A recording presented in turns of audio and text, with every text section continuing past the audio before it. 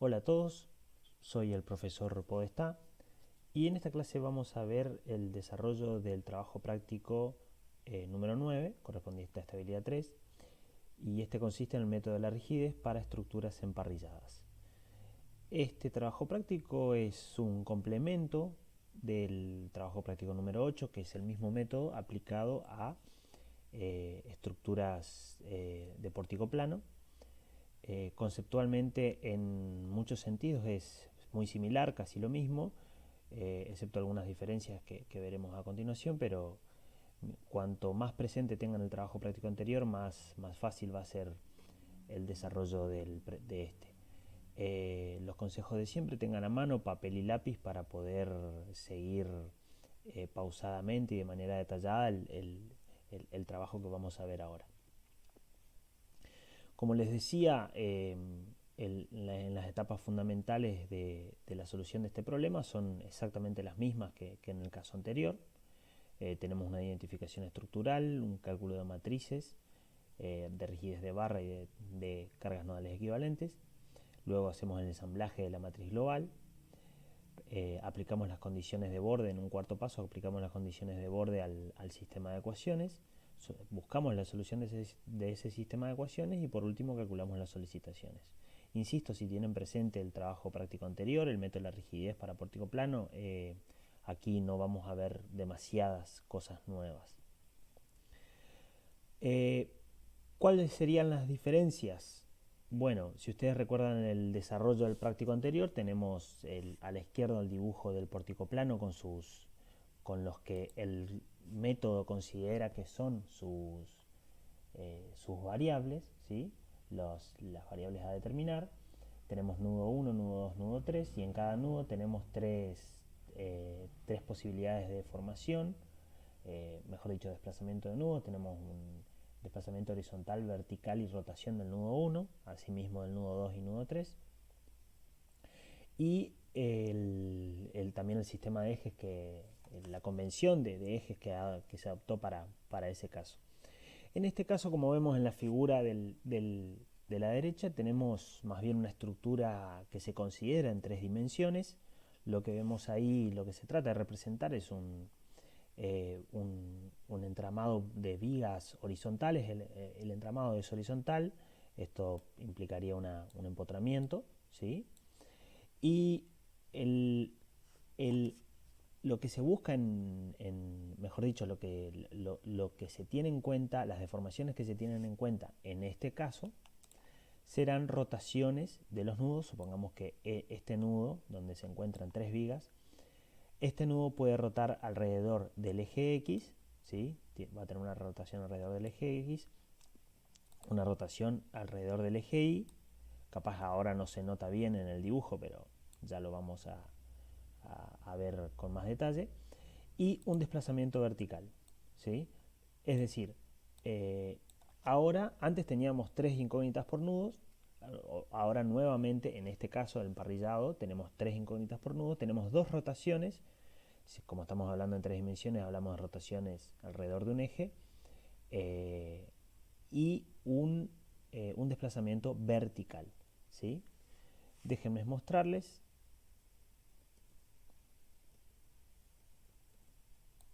más o menos cómo sería otra estructura, cómo es la estructura que vamos a calcular en este caso, ¿sí? Acá hay una representación en tres dimensiones de la estructura que vamos a ver.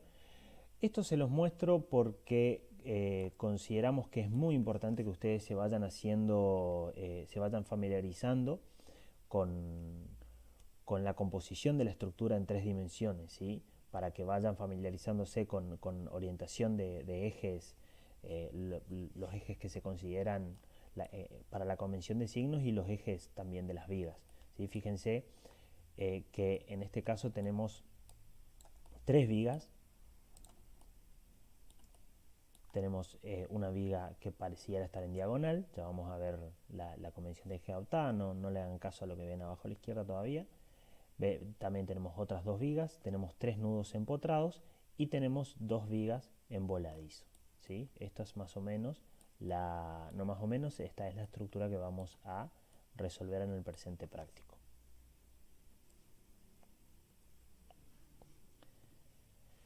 Bien, entonces, volviendo a lo que son los ejes y las incógnitas del problema, tenemos, vemos en la figura en las figuras de la derecha, arriba vemos una barra, nuestra típica barra J, de nudo J y nudo K, y vemos que en cada nudo tenemos las deformaciones, las incógnitas de las que les hablaba, ¿sí? Hablamos de una rotación alrededor de un eje X, acá vemos los ejes locales X, Y y Z, ¿sí? Vemos una rotación, un grado de libertad 1, que sería una rotación alrededor del eje X, ¿sí? Acá hablo de rotación, tengo una representación como si fuera un momento, pero estoy hablando de una rotación del nudo 1 alrededor del eje X, ¿sí? Luego, como incógnita número 2, sería una rotación del nudo 2 alrededor del eje Y, ¿sí? Y como la tercera incógnita, el desplazamiento del nudo J en sentido vertical, ¿sí? ¿Por qué lo representamos con estas flechas? Y básicamente porque cada una de las incógnitas que les mencioné, tanto para el nudo J como las análogas para el nudo K, vienen intrínsecamente relacionadas con los esfuerzos que vamos a sacar en cada nudo. Mejor dicho, los esfuerzos que vamos a sacar en cada nudo con respecto a esas deformaciones. Por ejemplo, con respecto a la incógnita de rotación del nudo J alrededor del eje X, vamos a sacar un momento torsor, ¿sí? En el extremo de la viga cuyo eje coincide con el eje X local, ¿sí? Entonces, cuando saquemos esta incógnita, vamos a determinar, mejor dicho, relacionado con esta incógnita, vamos a determinar el momento torsor en el extremo de la barra JK. Luego, en función de la incógnita 2, lo que se encuentra relacionado es el momento flector en el extremo J, ¿sí? Es un momento que produce momento flector en el extremo J de nuestra barra JK.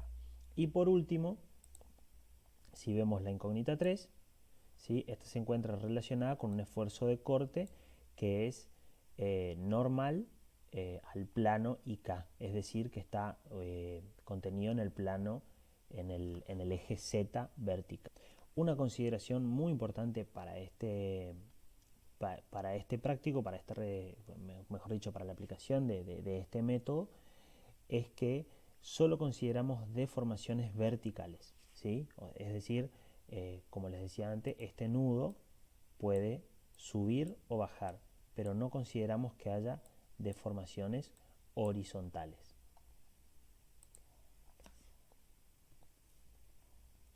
Bien, entonces, con respecto a lo que les mencionaba anteriormente, vemos nuestra barra JK con sus 6 grados de libertad, ¿sí? Y vemos las matrices columna con cada uno de los grados de libertad. Entonces vemos que la deformación que determinamos con respecto al eje X local en el nudo J, como les dije, va a ser una rotación, ¿sí? La deformación que determinamos, bueno, esta está relacionada con el 1, ¿no? La deformación del grado de libertad 2 que determinamos alrededor del eje Y local en el nudo J también es una rotación. Y la deformación que determinamos en el eje J, en el nudo J relacionada con el eje local Z, ¿sí? Que es el grado de libertad 3, es un desplazamiento, ¿sí? Un desplazamiento vertical, hacia arriba o hacia abajo, es una incógnita, todavía no la hemos determinado. Lo mismo, exactamente lo mismo para los grados de libertad 4, 5 y 6 del nudo en el nudo K. ¿Qué vamos a obtener en cada caso como resultado de en el cálculo? Vamos a obtener esfuerzos en los extremos de barra, esfuerzo en el extremo J y esfuerzo en el extremo K. Relacionado con el eje X local vamos a obtener un momento torsor, como les dije. Relacionado con el eje Y local vamos a obtener un momento flector, y relacionado con el eje Z vamos a obtener un esfuerzo de corte, ¿sí? Todo en el nudo J, y lo mismo análogamente para el nudo K. Bien, como les mostré anteriormente, esta es la estructura que vamos a resolver, vamos a desarrollar en el presente práctico, ¿sí? Vemos que cuenta con 4 nudos, hemos definido 4 nudos, 3 de ellos están empotrados.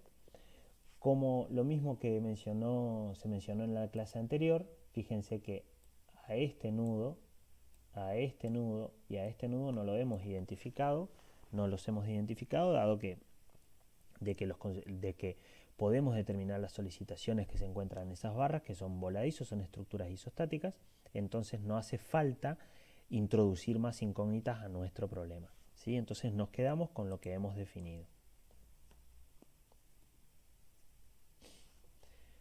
Bien, con respecto al cálculo de las matrices de rigidez de cada barra, un par de cuestiones importantes que ya se han mencionado antes, pero las repetimos. Primero, recordando de que en la teoría se ha desarrollado la matriz de rigidez de cada barra en ejes locales, y para el trabajo práctico lo que hacemos es rotar esa barra de ejes locales a ejes globales, ¿sí? Y lo que vemos en pantalla, no me voy a detener mucho porque lo pueden ver en el apunte de forma bien detallada, es la matriz de rigidez de una barra, pero la matriz de rigidez global. Si ustedes se detienen van a ver inercias con respecto al eje X, al eje Y, módulos de torsión, módulo de Young, y por supuesto los senos y los cosenos que corresponden a tener en cuenta la orientación de la barra según los ejes globales adoptados. También una aclaración muy importante, los sistemas de ejes que para el sistema de ejes para el cual esta matriz de rigidez global fue deducida es el que se encuentra abajo, ¿sí? Este es un sistema de ejes que, vamos a dibujarlo con verde, este es un sistema de ejes que cumple con la regla de la mano derecha. Fíjense que tenemos, si aplicamos la regla de la mano derecha, tenemos XY y obtenemos como eje vertical Z, ¿sí? Estos dos ejemplos de aquí abajo no cumplen con esa,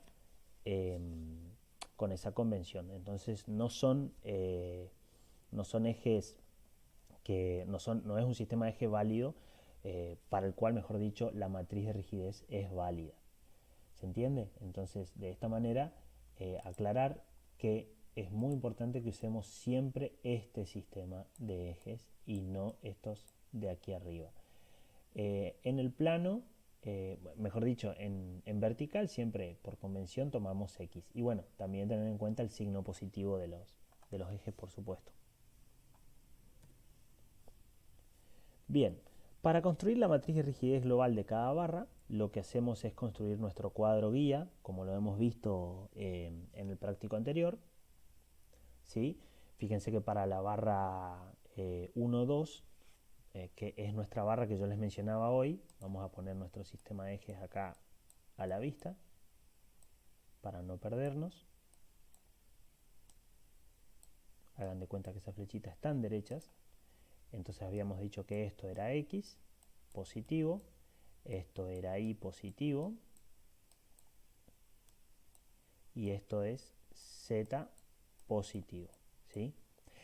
Les aconsejo, por ahí capaz en la presentación no aparece todo el tiempo, pero les aconsejo siempre tener presente el sistema de ejes adoptado, siempre tenerlo presente, cosa de no perdernos en el espacio, ¿sí? Porque por ahí para algunos se puede complicar la ubicación en el espacio, entonces siempre tener presente el sistema de ejes. Entonces les decía, si vemos la barra 1, 2, que por ahí un poquito vamos a ver que es la barra más complicada, nuestro ángulo está definido, ¿sí? Es lo mismo, conceptualmente lo mismo que veíamos en el caso anterior, tenemos el nudo de menor numeración, el nudo de mayor numeración, y nuestro ángulo arranca en el eje X, ¿sí? Y este ángulo es 45 grados, ¿sí? Por eso el θ acá tenemos como 45 grados, ¿sí?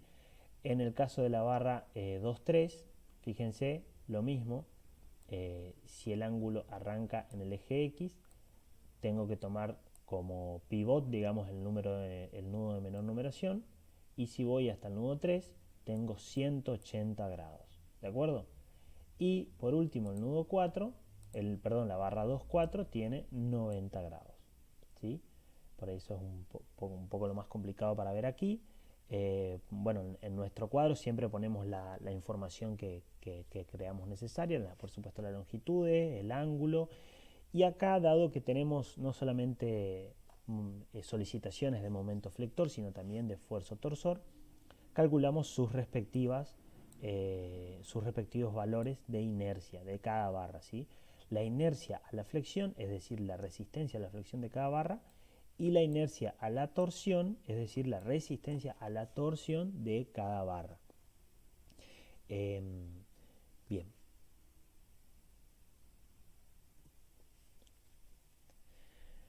Bien, una vez que hemos determinado esos valores del cuadrito, podemos pasar al cálculo de cada barra, de cada matriz de rigidez global de cada barra, ¿sí? Recuerden que estamos en ejes globales. Vemos que la matriz de rigidez de la barra 1, 2 está llena, ¿sí? Porque recuerden esto también que les sirva conceptualmente. Si tenemos una barra que no está ubicada, orientada, coincidente con uno de los ejes, es casi seguro que la matriz de rigidez me tiene que dar llena, ¿sí? En cambio, si vemos la matriz de rigidez de la barra 2,3, la barra 2,3 coincide con el eje X, ¿sí? Recuerden que nuestro eje X era horizontal acá, la barra 2,3 coincide con el eje X, entonces tenemos muchos ceros, ¿sí? Esto es más que nada como para ir sacándole la mano conceptualmente.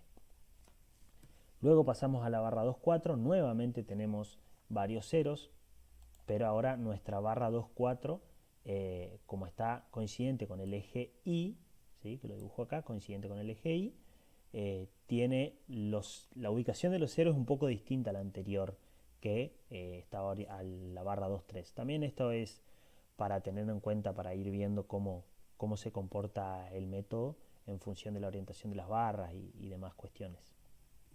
Una vez que tenemos la matriz de rigidez de cada barra, la matriz global, pasamos a calcular los vectores de empotramiento perfecto, ¿sí?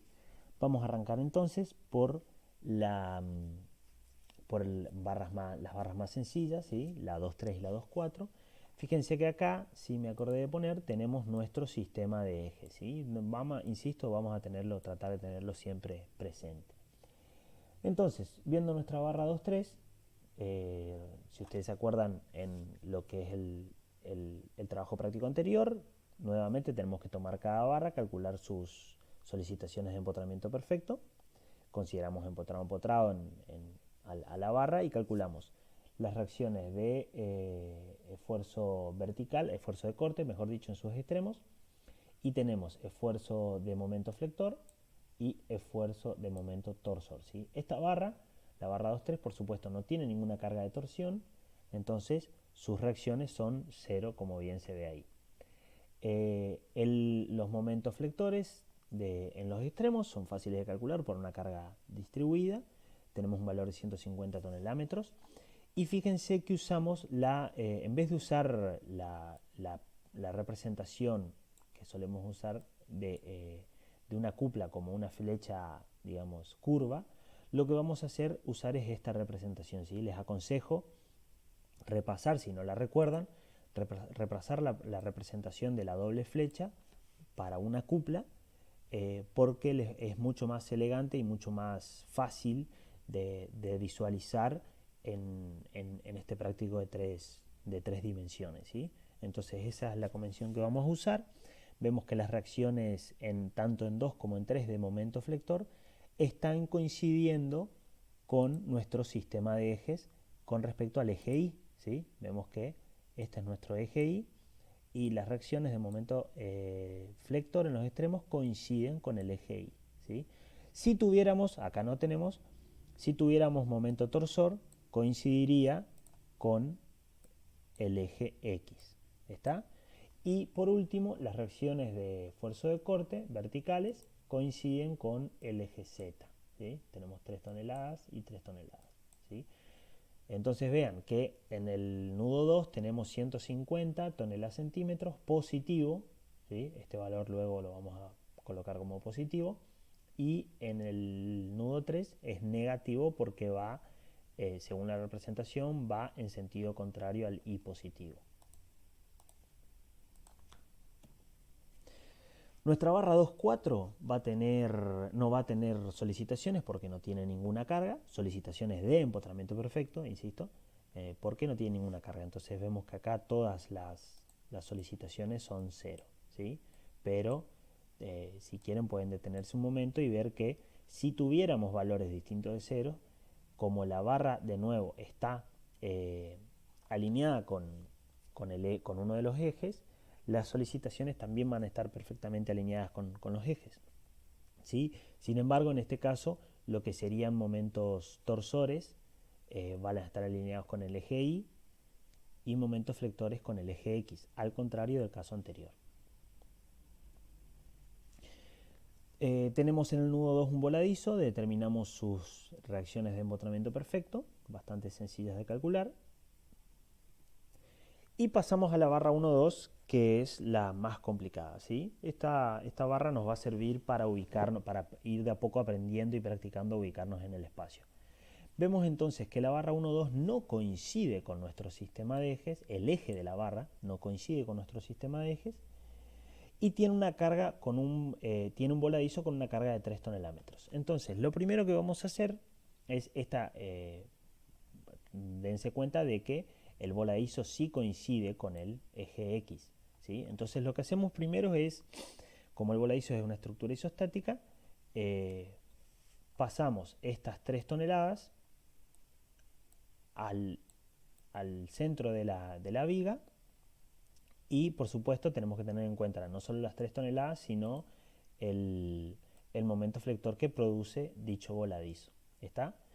Entonces vamos a ver, si ustedes se ubican bien en el espacio, vemos que este momento flector que hemos determinado coincide sí con el eje Y, el eje Y global que hemos adoptado, ¿sí?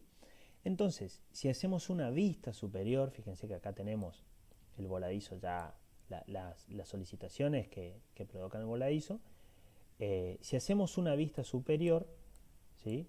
Fíjense que vemos en el plano XY, ¿sí? El plano horizontal XY. Acá vamos a ver, también como representábamos, como se viene representando en la carrera, vemos las 3 toneladas que, digamos, que entran a la pantalla, ¿sí? Representada por un punto. Y vemos nuestro momento, nuestra cupla, mejor dicho, nuestro momento, no sabemos si es flector o torsor, pero es nuestra cupla de 450 tonelómetros.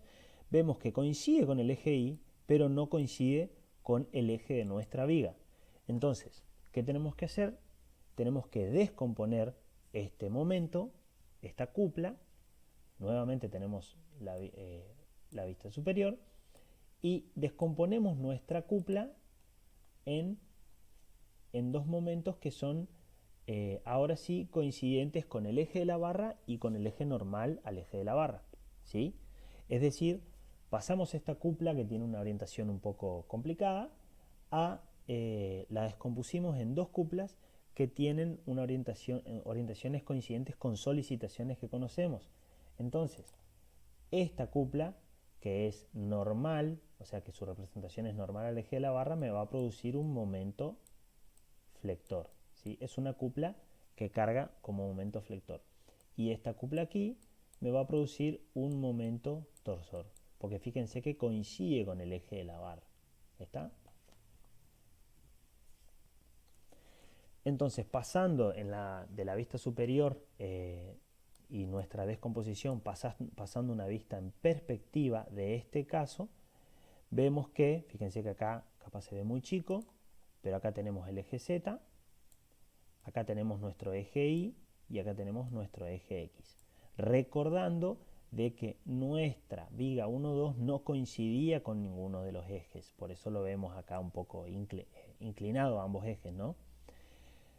Entonces, ahora que tenemos los esfuerzos coincidentes con nuestro eje local, ¿sí? Tengan en cuenta que hablamos de un eje local de la barra, teniendo en cuenta que tenemos nuestras fuerzas coincidentes con el eje local, podemos calcular sus reacciones, ¿sí? Entonces tenemos las reacciones debidas al momento torsor aplicado en el eje de la barra. Tenemos este valor de 159 0.1 tonelámetros, ¿sí? Recuerden, por ahí para aclarar, como el momento torsor está en el centro de la barra, intuitivamente decimos que va a mitad y mitad para cada lado, pero recuerden que esto se resolvía teniendo en cuenta una deformación aplicada en el centro de la barra, ¿sí? Esto es un concepto dado en estabilidad 2. Luego, para determinar las reacciones debidas a esta cupla, ¿sí? Tenemos las reacciones son el momento 79,55 tonelámetros, acá y acá, que tienen el mismo sentido que la acción, ¿sí? Las reacciones tienen el mismo sentido que la acción. Esto es un poco anti-intuitivo, pero vayan a la tabla.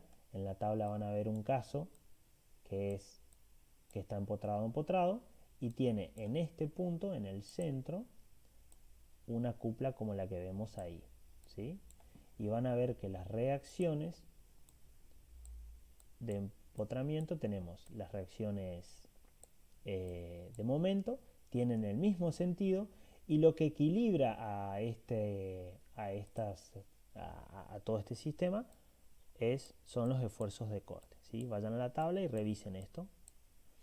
Y bueno, justamente teniendo en cuenta eso, vemos que los esfuerzos de corte son los que equilibran esa cupla, ¿sí? 1,126 toneladas. Entonces ya hemos determinado para nuestra cupla inclinada con respecto al eje de la barra 1,2, la hemos descompuesto y hemos determinado sus reacciones. Es lo que tenemos, lo que pasó acá, arriba a la izquierda, pasó este espacio, y no debemos olvidarnos de las 3 toneladas que teníamos en el centro de la barra. Esto es bastante sencillo de sacar, ¿sí? Es una carga P aplicada en el centro y obtenemos los esfuerzos de momento flector y los esfuerzos de corte, ¿sí? De nuevo, insisto, vemos que acá dibujé chiquitito el eje, el sistema de ejes, ¿sí? Vemos que dibujo el sistema de ejes para no perdernos, recordando de que cada una de estas solicitaciones que obtenemos, por supuesto las fuerzas verticales siempre son correspondientes con el eje vertical, pero vemos que lo que sacamos para nuestra cupla y ahora lo que sacamos para las solicitaciones de momento flector que sacamos para la fuerza vertical no coincide, por más que no se note, no coincide con el eje, con ninguno de los ejes, ¿sí? Acá tenemos el eje Y, ¿sí? Y esta barra, por ahí está muy chiquitito, pero mejor dicho, esta cupla no coincide con ninguno de los ejes. Entonces, tenemos las solicitaciones finales en la barra, ¿sí? Todas las solicitaciones, si ustedes fueron siguiendo de a poco, se van a dar cuenta que se encuentran en ejes locales de la barra. Entonces tenemos momentos flectores, momentos torsores y esfuerzos verticales. Todos coinciden con el eje local de la barra, ¿sí?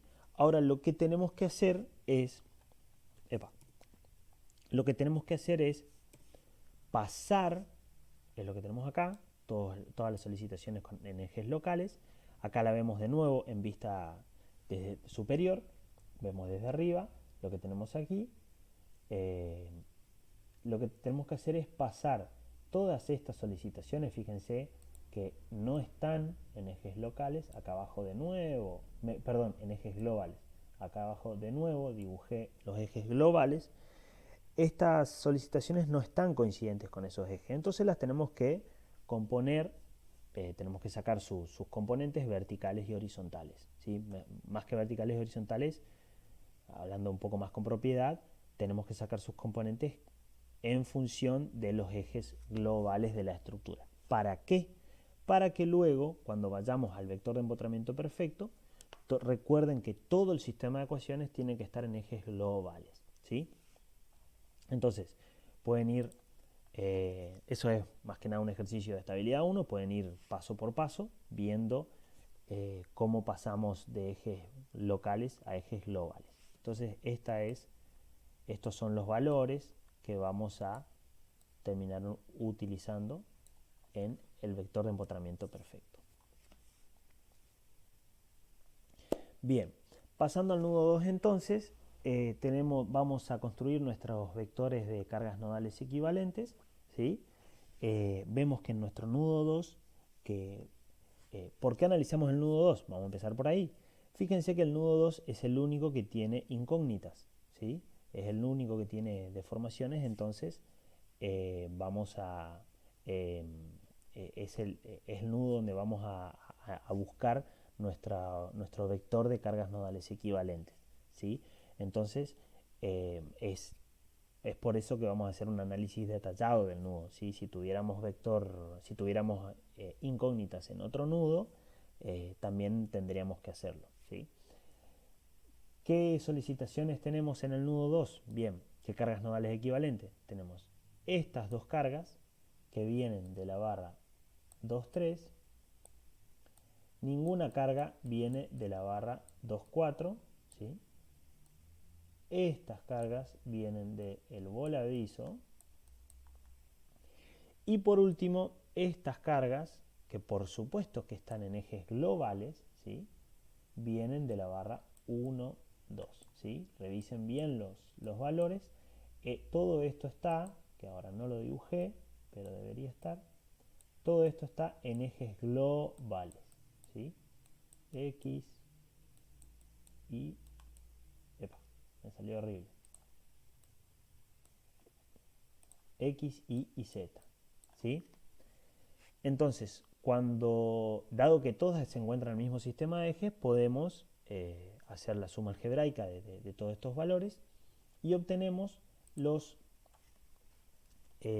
momentos y la fuerza que van a ir ubicados en nuestro vector de cargas nodales equivalentes. Entonces, volviendo a todos los casos que anteriormente hemos determinado, de que anteriormente hemos determinado el empotramiento perfecto, vemos cómo construimos los vectores de empotramiento perfecto para cada uno de los nudos y luego cómo pasamos cambiando de signo, lo mismo que se habló en la clase anterior, cambiando de signo y teniendo en cuenta las cargas exteriores en un nudo, pasamos al vector de cargas nodales equivalente más las cargas exteriores, ¿sí? Y podemos construir nuestro vector de cargas nodales equivalentes, que es nuestro término independiente del sistema de ecuaciones, ¿sí? Acá sí que no estamos viendo nada nuevo, es sumamente análogo a lo que se vio en método de la rigidez para pórtico plano, ¿sí? Bien.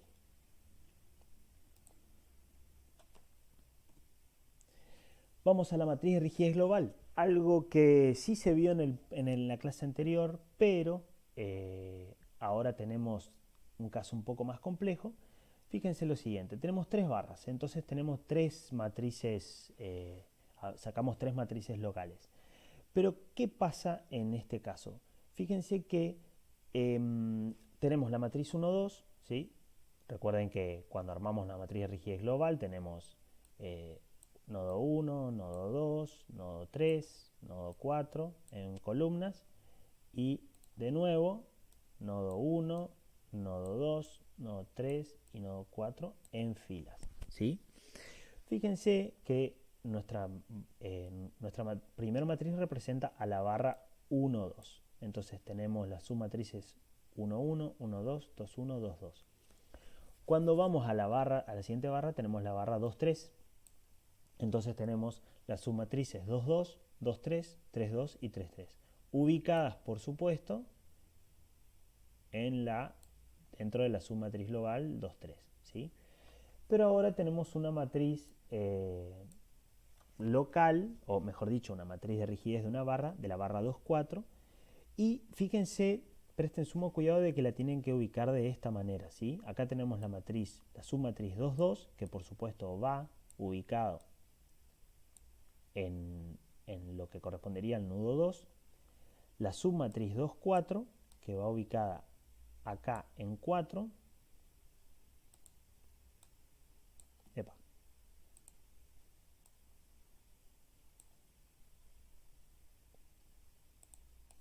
Fíjense que va ubicada en la fila 2, pero en la columna 4. Tenemos la 4, 2, que va ubicada en la fila 4 y en la columna 2, y la última, ¿sí? Es decir, acá tienen que prestar cuidado a cómo arman la matriz de rigidez.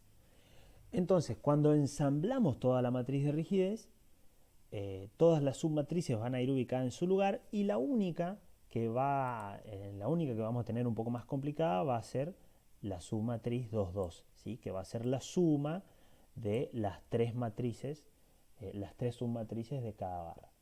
Conceptualmente esto también es un punto a destacar porque fíjense que el nudo 2 es el nudo al cual concurren las tres barras, ¿sí? Si ustedes recuerdan la estructura, no me quiero ir muy atrás, pero si ustedes recuerdan, tanto la barra 1,2 como la barra 2,3 como la barra 2,4, ¿cuál es el punto de encuentro de ambas? De las tres, mejor dicho, es el nudo 2, ¿sí? Así que, de nuevo, acá tienen una pequeña cosita conceptual como para guiarse en caso o mejor dicho, para guiarse cuando vayan resolviendo los problemas. Entonces, esta sería cómo nos queda nuestra matriz de rigidez global. Acá hay un error, veo que hay un error. Acá debería ir un 2, por supuesto, ¿sí? Y ahora lo que hacemos es la aplicación de condiciones de borde al sistema de ecuaciones, ¿sí? Es exactamente lo mismo que se vio en el caso anterior. Vemos que en cada nudo tenemos que aplicar las tres deformaciones que puede sufrir cada nudo: rotación con respecto al eje X, rotación con respecto al eje Y y desplazamiento con respecto al eje Z, ¿sí? Para cada uno, para el nudo 1, para el nudo 2, para el nudo 3. Y como tenemos restringidas estas deformaciones tanto en el nudo 1 como en el nudo 3 como en el nudo 4, vemos que se tachan de la manera en la que está en la presentación, ¿sí? Esto, de nuevo, no es nada distinto a lo que se hizo en el caso anterior. Entonces, nuestra matriz, para el sistema de ecuaciones, nuestra matriz de coeficientes nos va a quedar la S22. De nuevo acá hay un error, esto debería ser un 2. Bien, así nos queda armado entonces nuestro sistema de ecuaciones, ¿sí? Nuestra submatriz 2,2, la que hemos sumado y determinado. Acá vemos las incógnitas y vemos nuestro término independiente que hemos sacado con el vector de cargas nodales equivalentes. Y usando cualquier método de resolución de sistema de ecuaciones obtenemos nuestras incógnitas. Vamos entonces a pasar al cálculo de solicitaciones. Nuevamente usamos lo mismo que se ha dado en la clase anterior.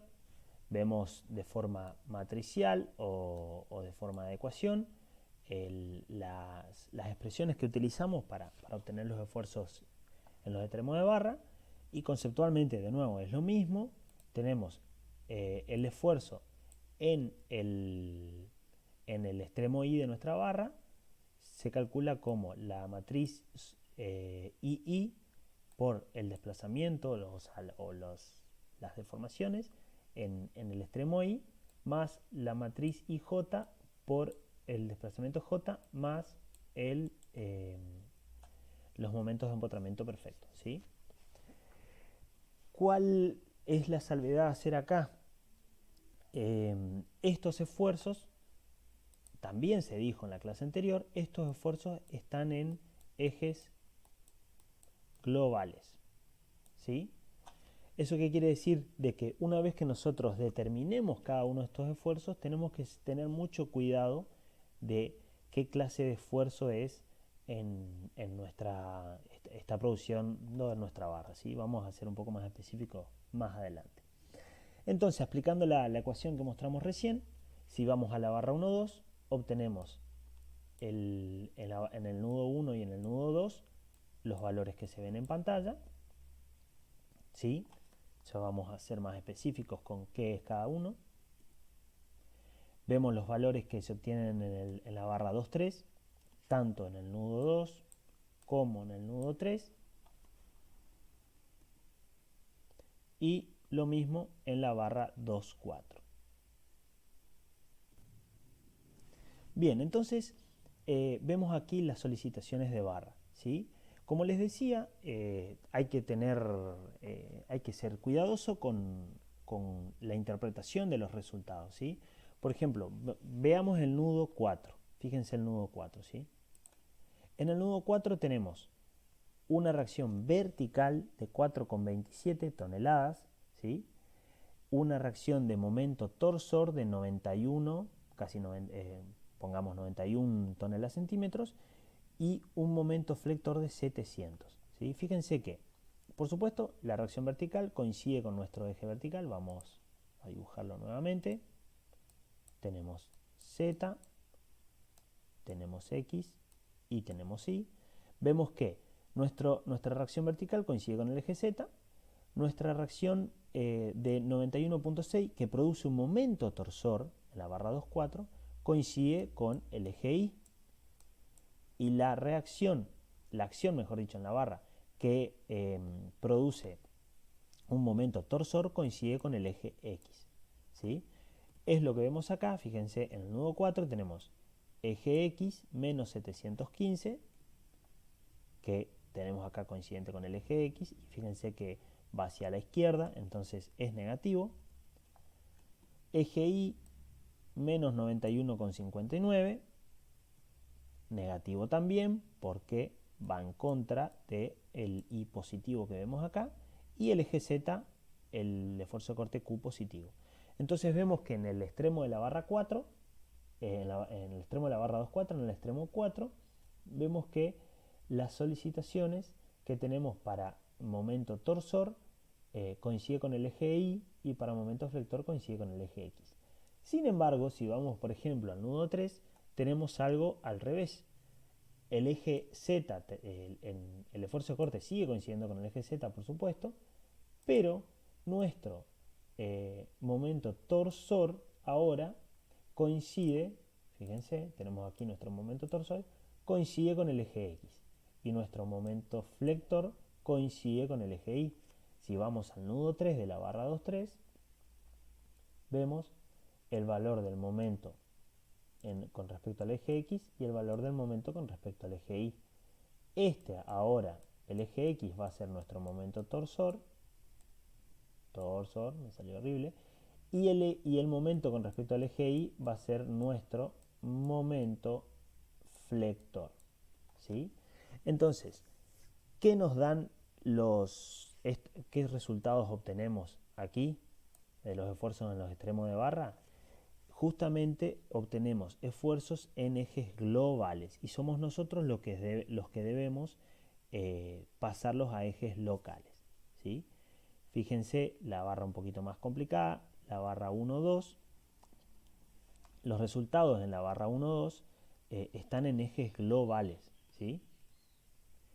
En estos vemos, por ejemplo, en el nudo 1 tenemos un 125 positivo en X, y venimos acá y tenemos un 125 positivo en X. Pero sin embargo, como nuestra barra 1,2 no coincide con ninguno de los ejes, todos estos valores, el momento en X, el momento en Y, el momento en X y el momento en Y, para ambos nudos, todos esos valores nosotros deberemos orientarlos en el sentido de la barra para obtener los verdaderos esfuerzos de momento flector y momento torsor, ¿sí? Representados así como están acá. No tenemos claro cuánto vale el momento flector y el momento torsor en los extremos de la barra 1, 2. Por último, vemos el diagrama de solicitaciones de la estructura, ¿sí? Y con algunos valores particulares marcados, ¿sí? No están marcados todos por ahí porque son para que no se ensucie demasiado el gráfico, pero vemos los esfuerzos, vemos el momento flector, ¿sí? El esfuerzo de momento torsor y el esfuerzo de corte, ¿sí? Con su respectivo signo. Vemos aquí en nuestra barra 1,2, por supuesto, fíjense que este valor 404,68 no es igual a ninguno de estos valores que tengo acá, porque por supuesto tuve que hacer la descomposición o composición, como quieras llamarlo, con respecto a ejes locales de la barra 1,2 para obtener sus verdaderos esfuerzos. Lo mismo con el momento torsor. Lo único que no cambia para nuestra barra complicada, el 1,2, es el esfuerzo vertical, que por supuesto sí se mantiene, ¿sí? Porque el eje vertical sí que no rota ni cambia. Así que bien, esto ha sido todo. Les insisto de que vayan despacio. Este práctico por ahí en las cuestiones de 3 dimensiones puede llegar a ser un poco difícil de comprender, sobre todo si se quiere ir muy apurado. Así que si van lentamente y pausadamente, sobre todo siempre teniendo en cuenta la orientación de ejes que están utilizando, se va a entender mejor el procedimiento. Así que bueno, hasta la próxima.